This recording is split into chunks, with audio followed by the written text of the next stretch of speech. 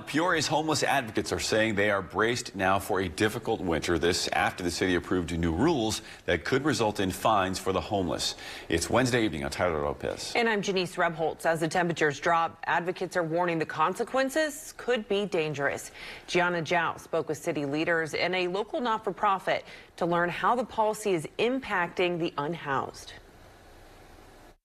Things seem kind of bleak right now. Everything feels kind of hopeless. Leaders at Lula say Peoria's new encampment ban is pushing some of the city's most vulnerable residents into an impossible situation. I'm literally physically ill thinking about it because before we had camps and, like I said, people could winterize their tents. Last year, Peoria narrowly passed a controversial ban on campsites used by the unhoused.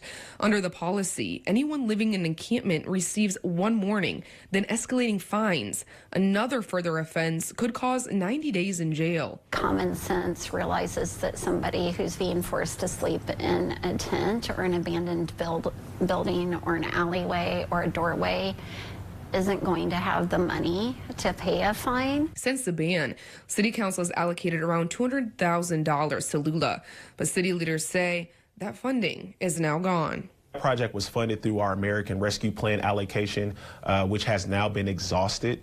And so we do not have a revenue stream to support a new project such as that. And at the federal level, the Department of Housing and Urban Development announced Thursday it will cut most of 2026 permanent housing funding through the Continuum of Care program, shifting it to transitional housing, a move that could affect local cities. It impacts a lot of our transitional housing that we have in our community that will unfortunately amplify the issue that we have. So those conversations are happening. I feel that you can walk and chew bubblegum at the same time. You can have transitional housing, but you also have to make sure that you have mechanisms in place to have permanent housing for those who have challenges. Keishi says she's hopeful the community can come together to address the crisis. There sets in, people are able to kind of dig deep for their basic human dignity. City leaders say they are willing to support Lula and continue discussions to keep people off the streets as we expect snow this weekend. I would love to continue to have those discussions with our